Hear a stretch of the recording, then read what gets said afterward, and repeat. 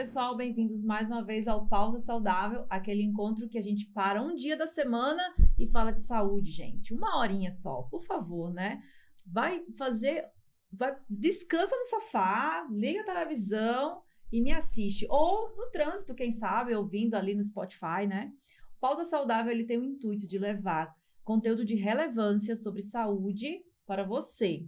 Então, se você conhece alguém, um amigo, né, um parente que possa estar precisando de um dos nossos temas que já foram trazidos para cá, ou quem sabe o de hoje, né? Então faz a gentileza, compartilha, curte, faz esse trabalho para nós, porque nós somos um conjunto de pessoas querendo levar informação de qualidade, porque a internet a gente já sabe, né?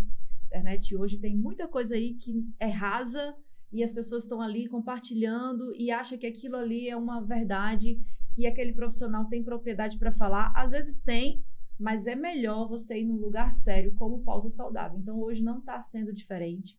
Hoje nós temos uma doutora fonoaudióloga muito experiente, há mais de 5 anos no mercado já, trabalhando com isso, e ela vai contar a história dela para nós. É a doutora Bruna. Muito obrigada, doutora, por ter vindo ao Pausa Saudável. Obrigada a vocês pelo convite. E olha só, gente, ela fala de um tema que eu amo, porque eu estudo doenças mentais, psiquiatria nutricional. Então, de certa forma, a gente tem alguma coisa em comum. E aí, gente, eu queria que ela contasse para nós, para você que está em casa, para mim que está aqui com ela agora. Bruna, como foi que surgiu em você a paixão pela fonoaudiologia? Por que tu procurou essa profissão? Quem é que foi inspiração no seu passado? E aí eu quero saber também por que depois você escolheu ir para a área infantil e de crianças especiais, crianças atípicas. Então, conta para nós, por favor. Então, tá. Eu acho que desde pequenininha eu sempre soube que eu queria trabalhar em alguma área da saúde, né? Quando eu comecei a procurar algumas profissões, assim, para prestar vestibular, eu comecei a pesquisar e aí eu encontrei a fonoaudiologia. Ainda, hoje em dia já tá um pouco mais conhecida, mas quando eu comecei... Às vezes eu ainda tinha que explicar o que a fono fazia, né, para algumas pessoas próximas, assim. E aí fui meio sem saber. Quando eu comecei a estudar, comecei a me apaixonar. E aí no período da faculdade, eu achava que eu ia trabalhar com adultos, né? Então Sim. Eu fui estudando para essa área até que eu me formei. Daí quando eu me formei e fui atender, aí eu acho que no momento que eu atendi o primeiro paciente pediátrico, assim, aí eu me apaixonei. Daí não teve, aí eu larguei a parte de adulto e fui só para a área infantil. E aí cada vez eu quis estudar mais, aí cada vez chegavam mais pacientes atípicos para mim e eu comecei a me conectar e me apaixonei. Então hoje, cerca assim de mais de 50% dos meus pacientes são crianças atípicas, né? E cada vez mais a gente tem conhecimento sobre os diagnósticos, então chegam mais crianças, né, já diagnosticadas, isso é um ponto importante. Mas eu fui me apaixonando cada vez mais e fiquei só na área infantil mesmo. E você falou uma coisa interessante. Antigamente as pessoas não sabiam o que a fono fazia, né?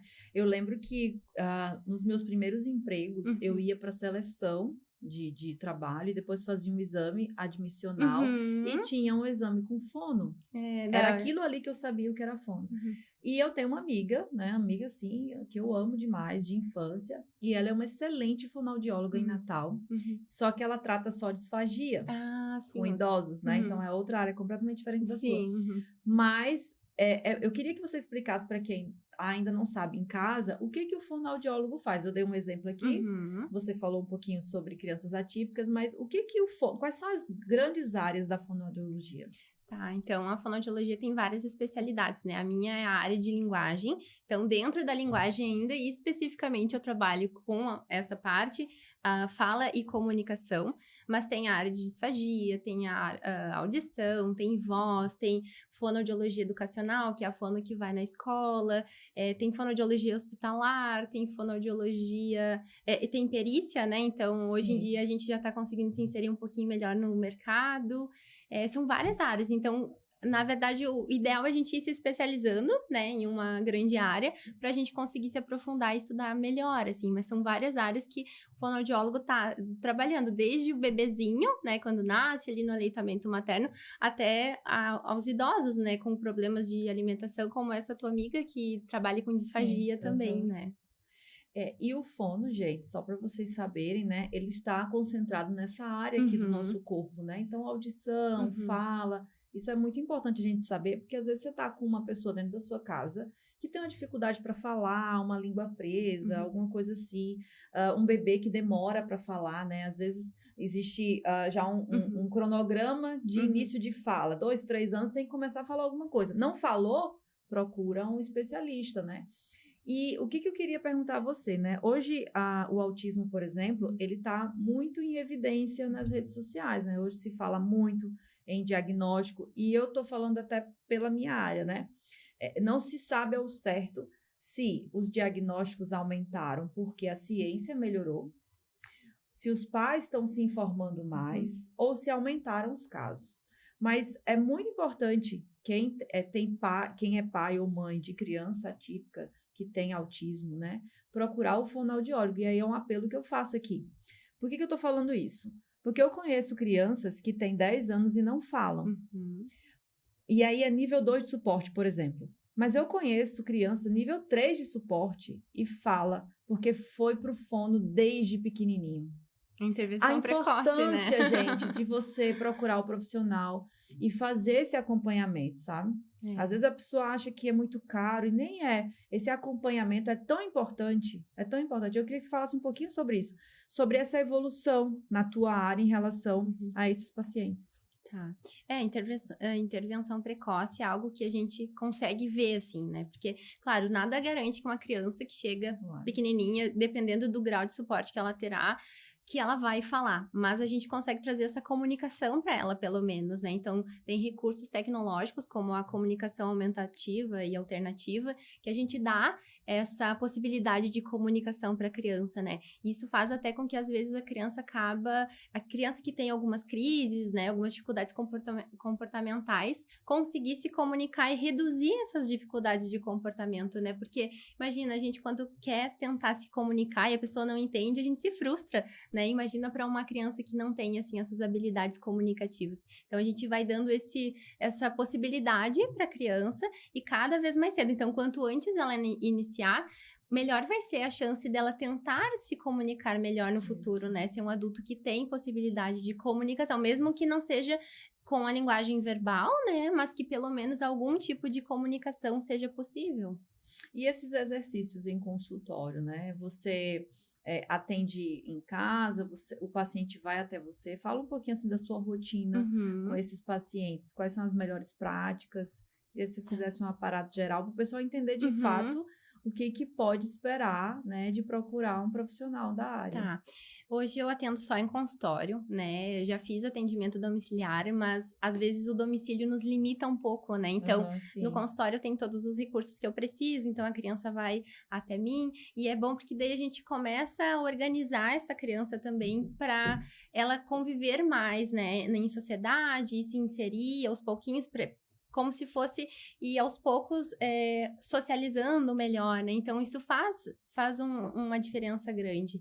Então, a criança vai, né? Quando eu recebo o primeiro contato, a gente realiza uma conversa com os pais para entender o histórico da criança. Porque, assim, cada caso é um caso, né? E aí, nesse primeiro contato, que a gente vai decidir qual é a melhor estratégia de avaliação para aquela criança. Para daí, sim, avaliar, para ver o que ela precisa. Porque não tem receita de bolo, né? A gente precisa ver quais são as dificuldades daquela criança e aí, em cima dessas dificuldades, a gente transpor isso tudo em objetivo, então, para intervir e trazer esses recursos de comunicação, né? Então, se a criança tem a possibilidade, uma chance de fala, a gente ir por esse caminho. Se é uma criança que talvez não vá desenvolver a linguagem verbal, mas então vamos pelo caminho da comunicação alternativa. Então, através desse primeiro contato que a gente vai fazendo esse plano terapêutico.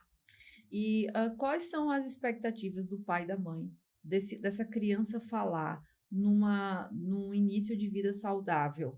Qual é o momento que eu tenho que começar a cogitar, procurar profissionais para ajudar se eu vejo que o meu filho está com essa dificuldade? Então, a gente espera que a criança comece a falar por volta de 12 meses, né? E isso, às vezes, confunde muitas pessoas, porque daí vem aquela dúvida, tá, mas cada criança tem seu tempo, né? Porque algumas crianças começam a falar um pouquinho antes dos 12. algumas um pouquinho depois, tipo 1 ano e 2 meses, né? E ainda assim ela tá dentro do esperado, tá tudo ok. Mas ela tem um tempo para fazer as coisas, então a gente não pode dizer que cada criança tem seu tempo, porque isso generaliza, né? E uma criança com 2 anos que ainda não fala, ela não tá dentro do seu tempo, né? Ela já tá com atraso no desenvolvimento de linguagem. Então, ali por volta dessa idade começa, né, a desenvolver as primeiras palavrinhas, e é importante a gente também se atentar se essa criança tá conseguindo se comunicar, né? Se ela tem outras habilidades de linguagem. Então, se é uma criança que compreende, se é uma criança que tá apontando, se é uma criança que tenta interagir, para ver se ela tem as outras habilidades. Porque, por exemplo, uma criança que chega para mim com 1 ano e 2 e não fala, mas ela tem todos esses pré-requisitos para desenvolver a fala, é um caso. Agora, uma criança de 1 ano, que é menos, né? E chega sem nenhuma outra habilidade, eu já me preocuparia muito mais com esse desenvolvimento e já orientaria para a gente seguir intervenção, porque provavelmente ela vai ter dificuldade no futuro. Tá. Aí, minha pergunta agora é uma pergunta que nem tá no roteiro. Porque o que acontece, né? Eu sou pai, eu tô lá em casa com meu filho, mãe, né, no caso. E aí eu começo a perceber que ela não olha para mim, ou que ela não interage, ela não reage a sinais que eu vou fazendo. E ela tem 10 meses, entendeu? Eu preciso procurar já o profissional, esperar um pouco mais. Por que eu tô falando isso, né? Porque hoje há uma certa precipitação em diagnósticos, tanto de TDAH quanto de bipolaridade e também de TEA. Por quê? Porque as pessoas pegam aquelas características ali principais, que é a seletividade alimentar, que toda criança tem seletividade alimentar. Toda criança você tem que ter o esforço, o trabalho de fazer aquele alimento ela passar a gostar. Gente, isso não é um sintoma só do TEA. A criança normal, ela faz isso, né? Até hoje, meu filho tem um paladar infantilizado, não come tomate, não come cebola, né? E é um homem já.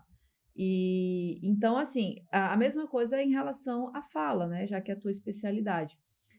Eu preciso me preocupar com o meu filho se essas outras características do não olhar. É que eu não estou lembrando aqui todas as características do TEA, mas certamente você vai saber melhor que eu. Então, eu sei que a sensibilidade sensorial é um ponto importante, a seletividade é outro ponto importante, o hiperfoco em alguma coisa é outro ponto importante. Fala um pouquinho dessas características, já que é a tua rotina falar com pais que têm pacientes, que têm filhos com TEA. Tá. Então, quando em toda dúvida, eu acho que é bom uma avaliação. Cada vez mais eu tenho recebido esses pequenininhos, assim, né? A gente tem até um sistema de triagem, né? Que a gente oferece orientações para essas crianças, né? Para essas famílias que estão em dúvida se tá tudo bem, estão vendo que tem alguns sinais que ainda não estão acontecendo, mas que a fonoaudiologia, ela também trabalha preventivamente, então não tem problema nenhum. Eu imagino que é melhor a gente ir tirar dúvida e saber como orientar, do que deixar passar, porque se é uma criança, mesmo que seja pequenininha ainda, 8, 9 meses, e ela já tá com essas características, pode ser que não seja uma questão de transtorno espectro autista, mas pode ser algum outro transtorno de linguagem. Então, pensando sempre na intervenção precoce, o quanto antes a gente intervir, melhor.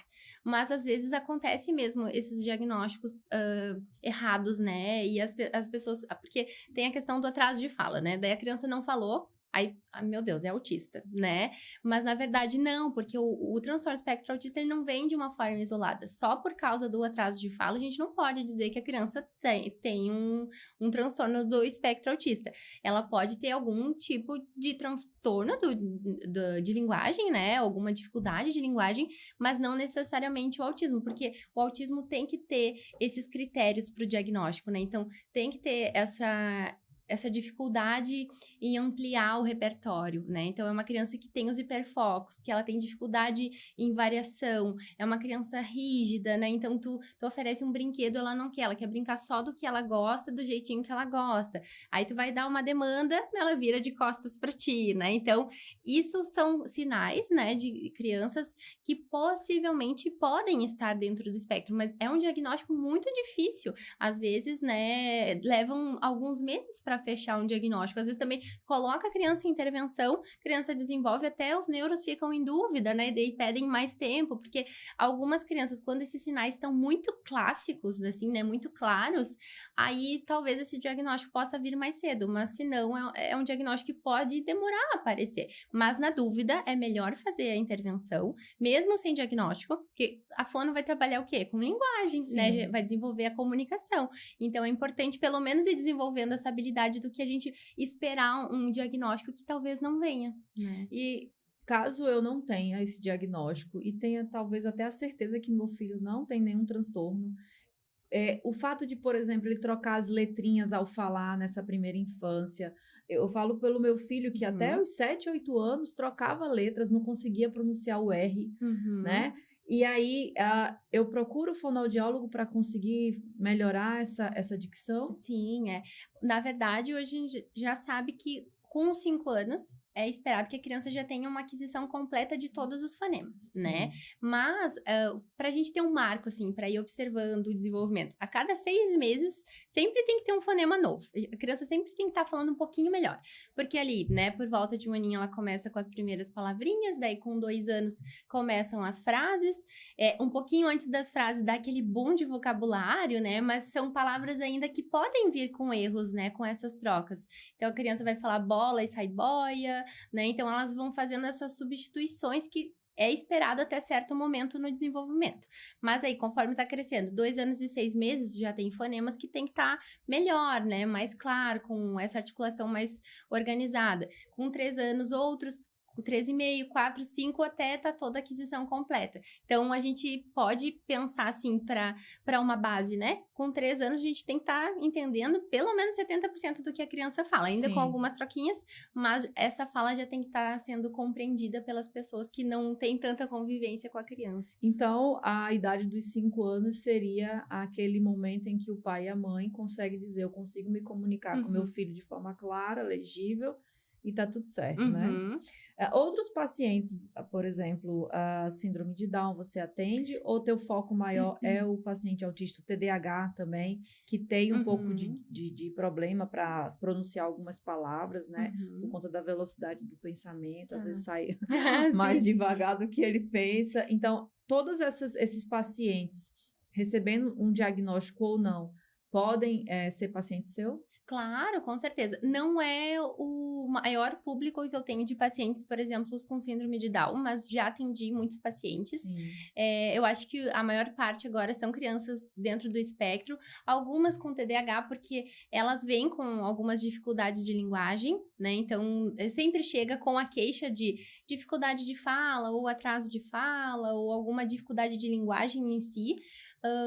Esses pacientes chegam, ou então a demora no desenvolvimento da fala. Então, essa criança ali de 1 ano e 6, 2 anos que ainda não tá falando. Então, esse é o meu maior público hoje, assim. Mas qualquer criança pode sempre buscar atendimento. Claro, tem algumas fonos que às vezes recebem determinadas áreas por conta das especializações. Mas o que for de linguagem, fala ou comunicação, eu atendo. E chupeta, mamadeira, essas coisas, elas podem dificultar essa fala? Então, a chupeta é um assunto polêmico, né? Mas, assim, pensando na questão de anatomia, né? A chupeta, ela pode afetar essa questão da musculatura, né? O posicionamento da linguinha, a arcada dentária. Então, por isso que a chupeta é tão ruim, né? No desenvolvimento de fala. Não que a chupeta, ela vai atrasar a fala, mas a fala começa a acontecer e aí podem vir essas distorções ou essas trocas que não são esperadas do desenvolvimento, por exemplo, né? Porque a chupeta, ela fica... Depende muito do quanto essa criança usa também, né? Porque tem crianças que usam e não tem nada que foi prejudicado por ela, mas dependendo da intensidade do uso, sim, né? Então, a criança, às vezes, pode se tornar respiradora oral, porque fica a questão da arcada dentária, e aí ela não consegue manter um padrão de respiração nasal, e aí é uma coisa que vai levando a outra, né? A mamadeira da mesma forma, só que normalmente a chupeta é usada em maior quantidade do que a mamadeira, porque a mamadeira nos momentos de alimentação, normalmente 3 vezes por dia, as crianças, Sim. né, fazem uso. Então, a chupeta, ela tá muito mais presente do que a mamadeira, mas as duas, da mesma forma, elas vão alterar essa musculatura, essa anatomia da criança, e aí pode trazer problemas futuros para a fala. E também tem a questão, né, quanto maior a criança, mais difícil de retirar esses hábitos, né, porque eles se apegam, às vezes, né, a chupeta tem mais um valor emocional do que só ali, né, para aquela situação. Então, essa parte que é um pouco mais complicada, assim, mas tem uma certa influência, assim, na questão de fala. Geralmente o uso desses utensílios, né? Chupeta, mamadeira, até às vezes o dedo. Tem criança que chupa o dedo. O ideal é que a gente faça essa retirada a partir de quantos anos? Porque tem criança que tem 5 anos e ainda chupa chupeta. É que a mamadeira, às vezes, acontece que a mãe ou não consegue amamentar, né, com aleitamento Sim. materno, ou não quer fazer amamentar dessa forma, e aí introduz a mamadeira como uma forma de alimentação. Então, eu diria que a partir da hora que a criança está conseguindo se alimentar de outra forma, começar a retirar esse uso.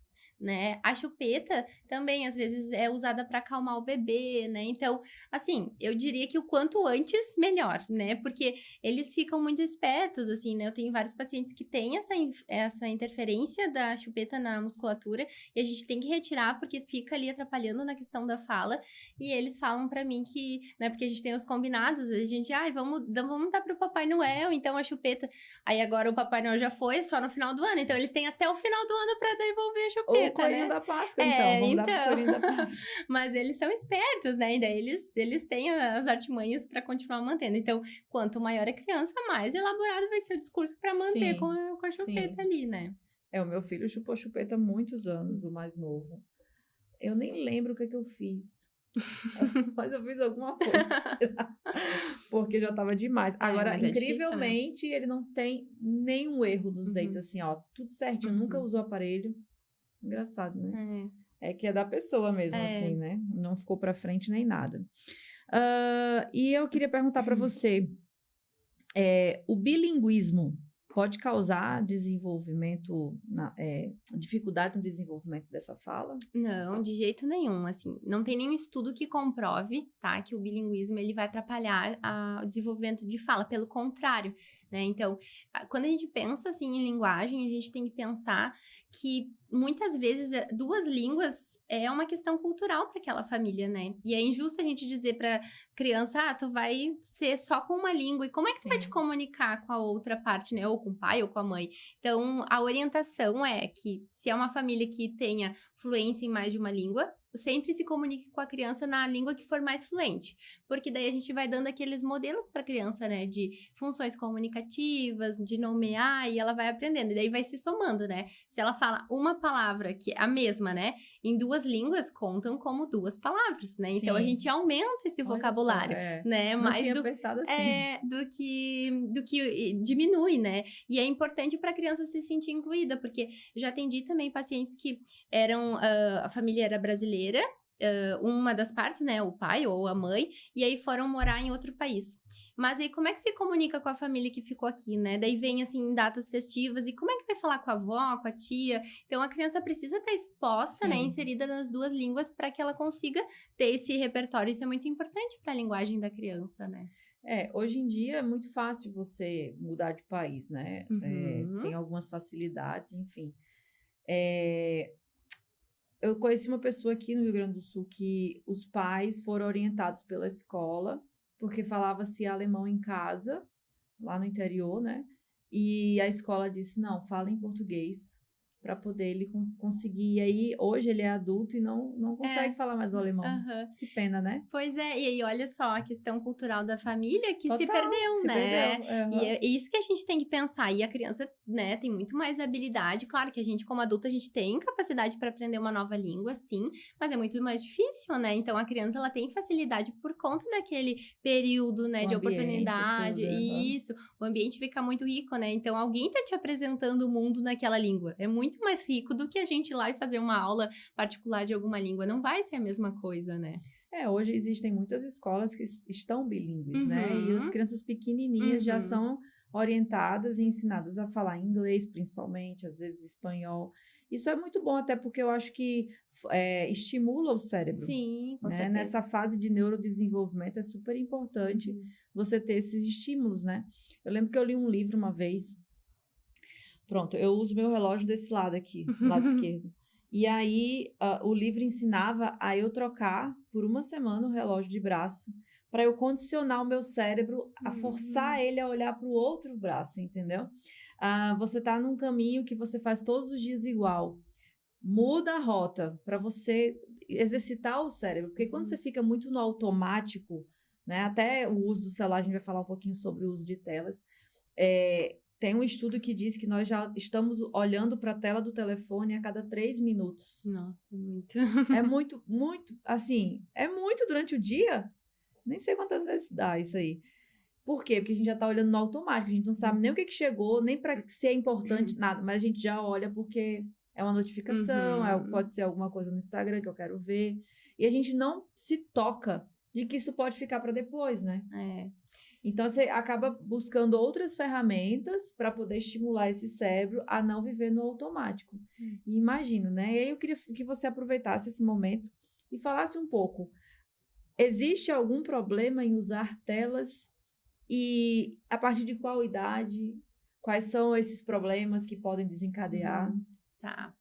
É um tema amplo. É um tema amplo, né? Essa questão que tu falou, muito interessante isso, né? De trocar o lado, porque realmente, às vezes, a gente entra no celular para responder alguém ou mandar uma mensagem, quando vê, a gente já se perdeu, já tá no Instagram, já passou um tempão e aí tá fazendo outra coisa que nem era pra ter feito, né?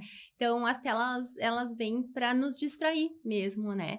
E a gente, sendo adulto e sabendo que não é bom a gente ficar o tempo inteiro ali, já é difícil. Imagina para uma criança, né? Que tá ali e não sabe ainda o que é bom, o que é ruim. Então, as telas, elas podem sim afetar a questão do desenvolvimento da criança.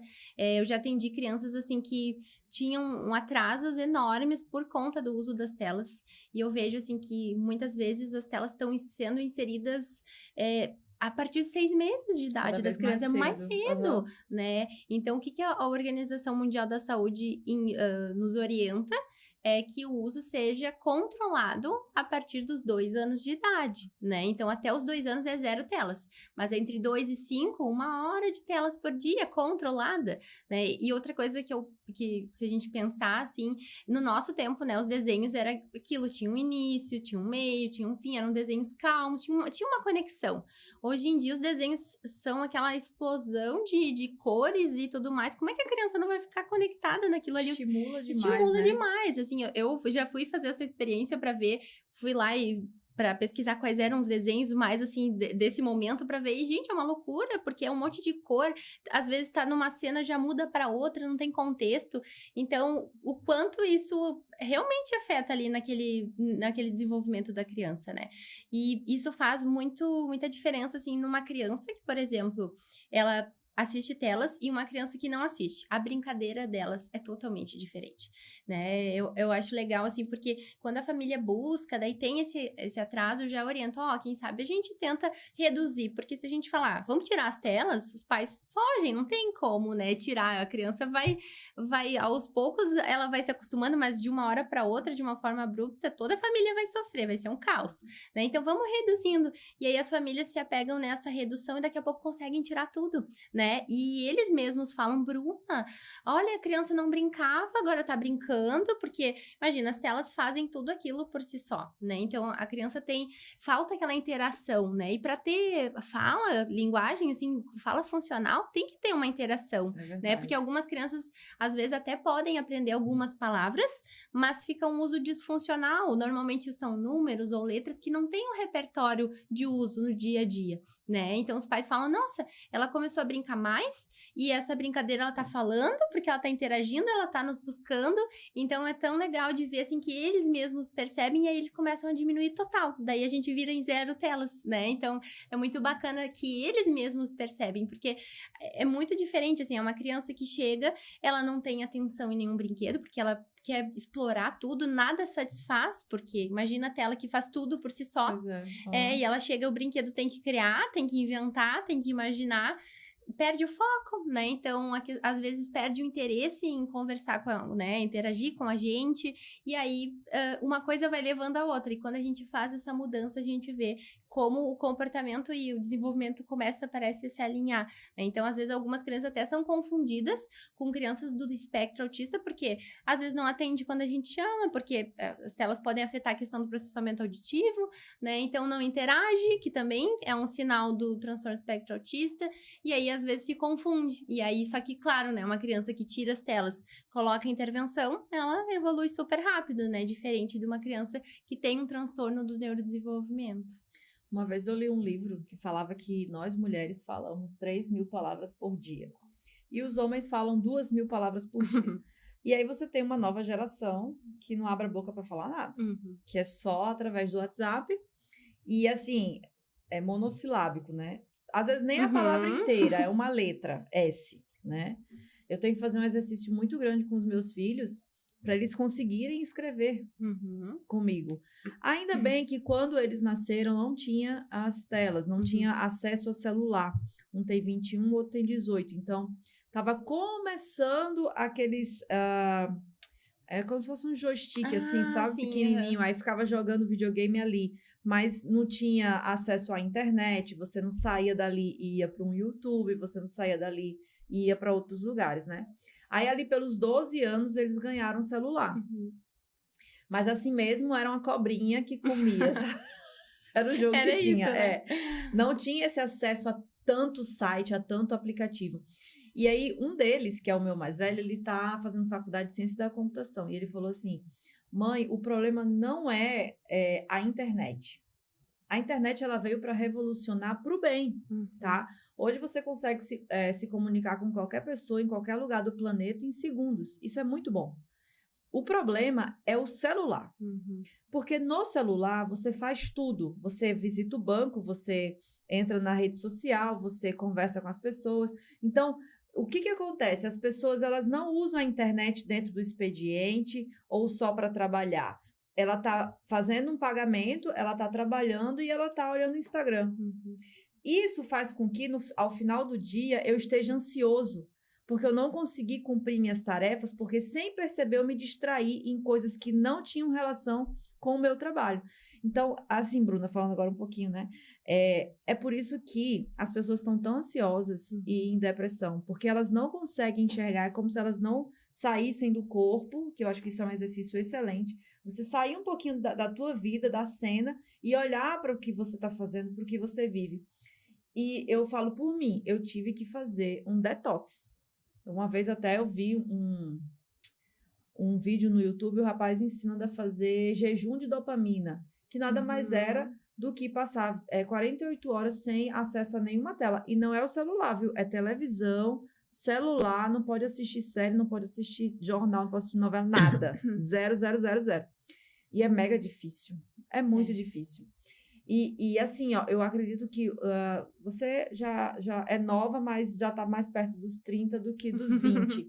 Mas a geração que tem 18, 19, 20 anos, eles não conseguem ficar sem um celular. E isso é tão grave que eles abrem mão de emprego, eles abrem mão de relacionamento, porque se tiver que ficar longe do celular, eles entram em parafuso, em pânico. E tem uma doença já. Tem uma doença que se você não consegue ficar longe do celular, você tem que procurar tratamento. Acho que é nomofobia, que é o medo de ficar longe do celular. E aí, vamos lá, você que está em casa, você, Bruna, você consegue, por exemplo, sair de carro de casa e deixar o celular em casa? Não consigo. A gente usa pra tudo, né? Olha o alerta. Eu consigo. Eu voltei a conseguir, na verdade. Eu também achava que eu não... Não, como é que eu vou pagar no supermercado?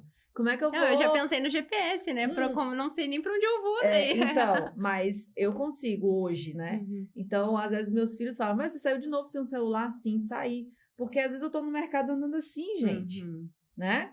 E aí, hoje eu consigo olhar para as gôndolas, eu consigo entrar numa loja no shopping e olhar só para a roupa que eu quero comprar, sem me distrair. E fora a falta de educação que a gente acaba fazendo sem perceber, de estar numa cafeteria com uma amiga e o celular aqui, E eu fico aqui, você e o celular, você e o Uhum. celular. Eu tô até fazendo uma coisa muito errada. Quem me conhece sabe, eu sempre faço a impressão do roteiro, para não estar com o celular aqui. Só que hoje eu esqueci. Então, é por isso. Mas eu queria que você falasse a questão das telas, numa ótica, assim, do desenvolvimento da fala. Quando a criança, ela atrasa a fala, olha como o pai, ele pode cometer o engano de achar que o filho tem um transtorno, né? A fala em relação às telas, gente, você falou já, na verdade, mas eu queria que você talvez complementasse alguma coisa. Eu vou, sem precisar, no neurologista ou no psiquiatra, e aí esse psiquiatra, ele não conhece a rotina da família ao ponto de dizer, ó, isso aqui é a tela, isso aqui é o excesso do uso da tela. Aí encaminha para o fonoaudiólogo, para o TO, para o psicólogo, né? Tu sabe da lei que surgiu esse ano, que não podia mais usar celular nas escolas, né? O que tu acha, assim? Qual a tua opinião em relação a tudo isso? Então, eu achei isso ótimo, tá? Porque realmente, como tu falou, né? A gente tá o tempo inteiro conectado, a gente não sabe fazer mais nada longe do celular. E pensa, assim, nas crianças que estão nascendo agora. São as nossas crianças que estão vendo nós, né? Futuros pais ali, usando para trabalhar, usando para pagar, usando para tudo, né? Para dirigir, para o GPS, enfim. Então, é difícil mesmo a gente dizer, não pode dar telas para as crianças, mas as crianças estão vendo a gente o tempo todo nas telas.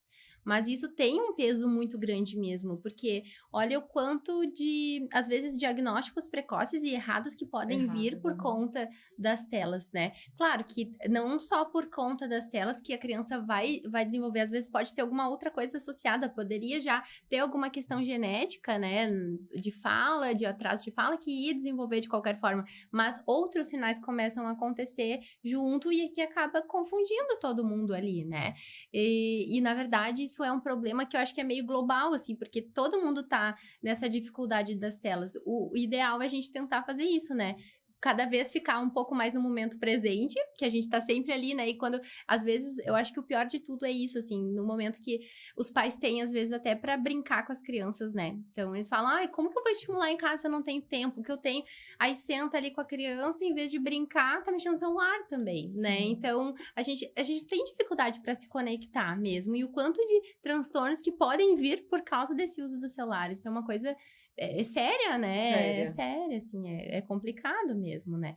Mas em questão da fala, geralmente está associado com um atraso de fala, porque é uma fala que não acontece por dificuldade dessas outras habilidades que também não surgiram, né? E quando o meu filho, por exemplo, possa ter alguma dificuldade em ouvir, você acha que isso influencia a fala? Com certeza. Não o surdo, tá? A dificuldade em ouvir. Não, com certeza. Porque pensa assim, a gente precisa ter o nosso feedback auditivo para a gente ter fala, né? Pensa quando a gente tá de fone de ouvido, o que a gente faz? Começa a falar mais alto, porque a gente precisa daquele feedback auditivo. Então, algumas dificuldades auditivas podem acontecer na infância e também, realmente, não falando sobre só essa questão da surdez, né? Uma surdez congênita, que às vezes já acabou nascendo dessa forma, mas otites, né? Que são muito recorrentes em crianças que ficam muito resfriadas e aí acaba tendo essa otite. Então, é uma criança que não ouve bem, então possivelmente ela não vai conseguir desenvolver a fala. Então, esse também é um grande público que chega para mim, assim, de crianças que estão fazendo otites de repetição e aí não conseguem desenvolver a fala, porque como eles não têm, assim, base para comparar. Pensa quando a gente tá resfriado, que a gente parece que não tá ouvindo muito bem, assim, que tem secreção ali no ouvido, a gente fica difícil de se ouvir e ter aquele feedback. E para uma criança que não tem experiência nenhuma de fala e de linguagem, isso fica muito mais difícil, né? Então, é por isso que às vezes a fala demora para acontecer, porque não surgiu, né, por alguma dificuldade ali, e aí acaba acontecendo isso. E aí o ideal sempre, claro, né, às vezes às vezes tem otites que são silenciosas, né, que não faz febre, não dá nenhum sintoma, a criança não refere dor, e aí vai passando. Mas sempre quando tiver uma outra, né, porque o atraso de fala, ele é um sintoma, né, se a gente pensar. Então, ele pode ser um sintoma para o transtorno espectro autista, pode ser um sintoma para a questão auditiva, pode ser um sintoma para um transtorno de linguagem. Então, ele é um sintoma. E aí, a gente precisa investigar o que está por trás. Então, por isso que o ideal, uma criança chegou com atraso de fala, não tá falando nada, a gente vê, né? Vamos colocar em avaliação para ver se tem essas habilidades que são pré-requisitos e vamos fazer o exame auditivo para ver se tá ouvindo bem, né? Porque às vezes é uma questão auditiva que também pode estar por trás. E você trabalha com uma equipe multidisciplinar? Assim, outros profissionais que Sim, possam te... sim, aham. Na clínica onde eu trabalho, nós somos uma equipe transdisciplinar, né? Então, a gente, às vezes, pode fazer um atendimento em conjunto, né? Legal. Então, com a opinião de uma e de outra, pra gente complementar, sempre pensando na ideia do paciente como um todo, né? Assim, mas a gente tem uma equipe que daí, às vezes, tu identifica, ó, mas essa criança não tá evoluindo em terapia, eu vou encaminhar pra neuro. Daí a neuro, às vezes, recebe um paciente, ó, eu vou encaminhar para fono, porque tá com atraso de fala. Ou talvez tenha alguma questão auditiva, vamos encaminhar para otorrino, né? Então, a gente consegue fazer esses encaminhamentos e o melhor de tudo é trocar, né, sobre o caso, porque todas conhecem aquele paciente e aí a gente vai complementando para o tratamento ser o melhor possível. Excelente. E a gagueira? É uma coisa muito comum? Então, a gagueira não é...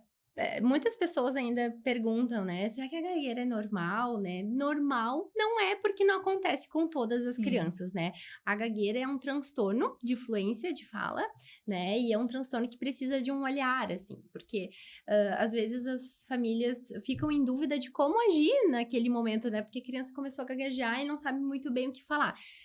O que fazer, né, nesse caso. E aí, antigamente tinha aquilo de falar, fala, calma, respira, fala devagar. Né? Poxa vida, o quão errado isso tá, porque na maioria das vezes a criança tá calma, tá falando devagar e tá respirando, né? Então, o que tem de errado ali, né?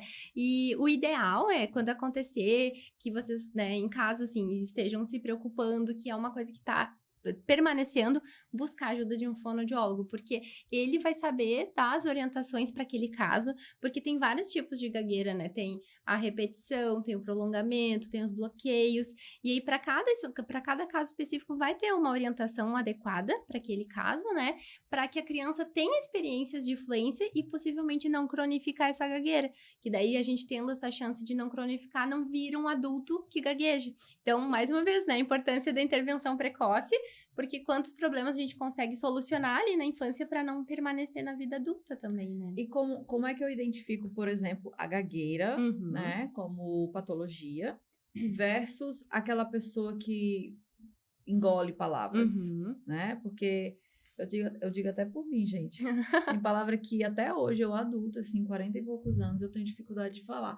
Ó, pra quem não sabe, eu vou revelar um segredo aqui no Pausa Saudável. Eu tenho dificuldade para falar a palavra episódio. É mesmo? Eu tenho que falar bem devagarzinho, porque senão ela sai com som de S, episódio, tá vendo? Então, é uma palavra que eu tenho dificuldade. Isso não é gagueira, tá? É uma dificuldade, sei lá, da minha língua, não sei o quê. E, obviamente, quando eu era criança, eu trocava muitas palavras. É tanto que os meus pais hoje, quando querem recordar coisas da minha infância, trazem... Ah, porque quando você era pequenininha, você falava tal palavra errado. Aí falava aquela outra palavra errado. Se eles tivessem uma orientação, né? Porque eu falo muito que, assim, eles foram os melhores pais dentro do que eles puderam ser. Então, eu não posso nunca reclamar de nada. Mas se naquela época eles conhecessem a profissão fonoaudiólogo, talvez eu tivesse evitado alguns constrangimentos na escola, enfim, né? Então, isso não é gagueira. Não. Isso é o quê, doutora? Então, disfluência, tá? E, assim, ninguém é 100% fluente. Eu, sendo fonoaudióloga, não sou 100% fluente. É muito difícil uma pessoa que não tenha nenhuma disfluência, que é isso, né? O tempo todo. Aqui também eu fui falar e fiz uma revisão, né? Errei a palavra, revisei, acertei. Então, isso são disfluências que são comuns e acontecem com todas as pessoas. Por quê? Porque a fala, ela é muito automática. A gente pensa para falar, mas a gente não fica pensando, agora eu vou falar isso, agora eu vou falar aquilo. Ela vai fluindo conforme o nosso pensamento vem. E nessa de ser muito rápido, às vezes uma fala mais acelerada, pode fazer com que a gente tenha esses erros. E aí não é gagueira porque a gente erra, revisa, acerta. Ou até disfluência também é quando a gente fica... isso tudo é disfluência. E todo mundo tem isso. A gagueira é quando a criança ou o adulto, né, no caso, vai tentar falar e fica ali. Vai falar pato, né? E fica pato. Exato, e tranca, né? E tem essa Sim. dificuldade, não consegue sair daquela repetição. Então, isso é gagueira. Ou então, quando a criança vai tentar falar bola e fica bola. E aí a gente sente que tem um sofrimento ali, porque ela não tá conseguindo sair daquilo. E assim, às vezes a criança fica segundos, né, naquilo, muitos segundos em torno daquele bloqueio, daquela repetição, e é difícil dela sair. Às vezes também tem o que a gente chama de concomitantes físicos, né, que às vezes pisca o olhinho ou faz uma tensão de ombro para ver se aquilo são compensações do corpo que a criança mesmo vai desenvolvendo que para tentar fazer aquela emissão e que na verdade não funciona, né? Tu acaba tensionando mais ainda o teu corpo. Então, nesse caso, sempre quando a gente pensar, tá tendo um sofrimento ali, aí sim é o caso de uma gagueira, né? Então, aí é o momento, talvez, de intervir, de buscar ajuda, porque possivelmente a gente tem uma grande chance disso se instalar e permanecer. Ou não, né? Se a gente intervir cedo, a gente consegue não cronificar essa gagueira. Então, isso eu queria saber de você. Eu identifico que o meu filho possa ter uma espécie de gagueira e eu procuro o profissional fonoaudiólogo. Isso pode ser resolvido ou é algo, assim, muito complexo para se resolver? É complexo, né? Tudo vai depender, assim, porque a gente tem fatores de risco, né? Gênero masculino, idade que surgiu e quanto tempo permaneceu. Porque se é uma criança que começou e aí já logo entrou em intervenção, ou ela recém começou a estar com um mês que está apresentando, a nossa chance, o nosso prognóstico é muito maior do que uma criança, por exemplo, de 5, 6, 7 anos, que está ali há 2 anos, né? Então, pensa o quanto de experiência desfluente que ela teve. Então, o quanto antes iniciar, maior é a nossa chance disso não se cronificar. Então, sempre pensa nisso. Quanto antes iniciar a intervenção, ou quanto antes se começou, melhor vai ser o prognóstico, né, associado a esse caso. Interessante, né? Também acho que é um pouco da velocidade com que os meus pensamentos saem de dentro da minha boca, porque eu tenho que me policiar, assim, para falar pausado, porque eu gosto muito de falar. Eu também. E às vezes eu, né, sou um pouco alvoroçada. E falar é difícil, né? É mais complexo do que parece. Pois não, enfim, aí as pessoas têm que se encontrar na vida. Eu me encontrei no Pausa Saudável.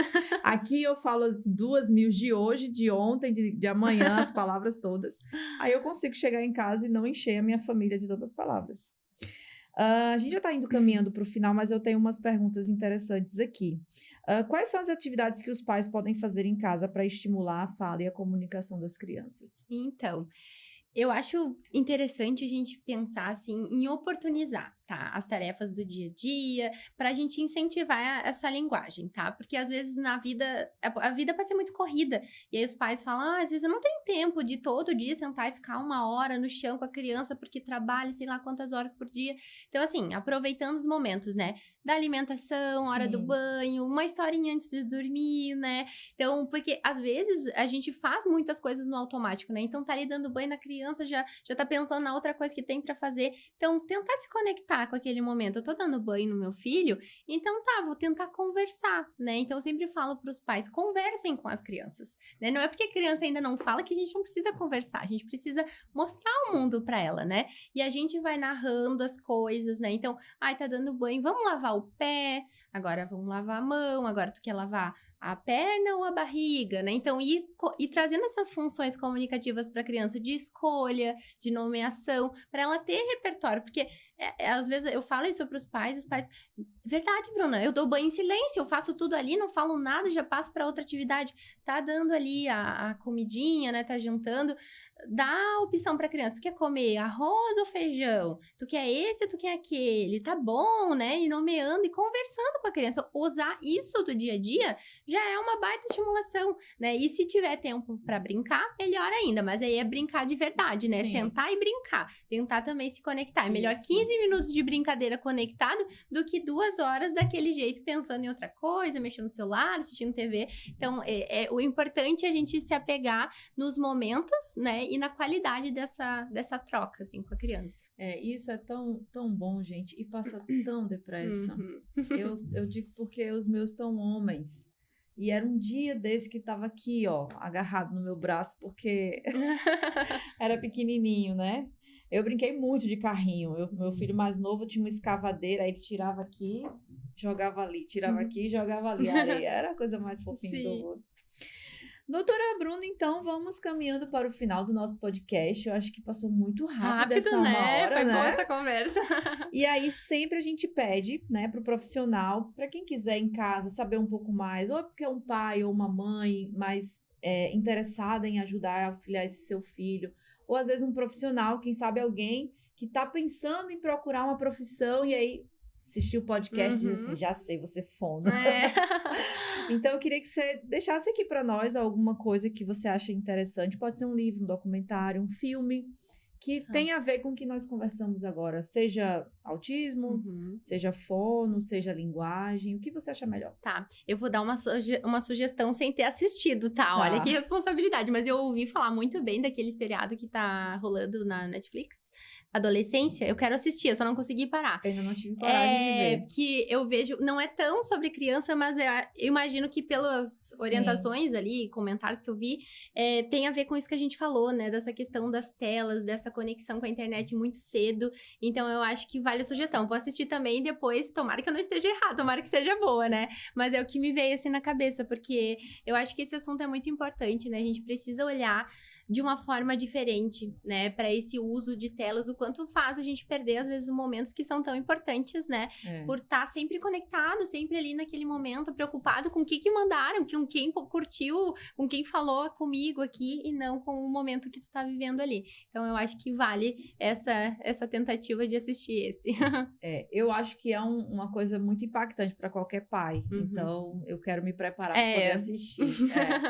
Mas é um tema interessante demais e eu acho que esse olhar para os nossos filhos, né, a gente nunca deve deixar de ter, sabe? Não sei se você é mãe. Ainda não. Mas vai ser, e vai ser uma excelente mãe, vai ser aquela que vai brincar, eu tenho certeza. Se você tem alguma queixa, algum trauma, tem que olhar para isso.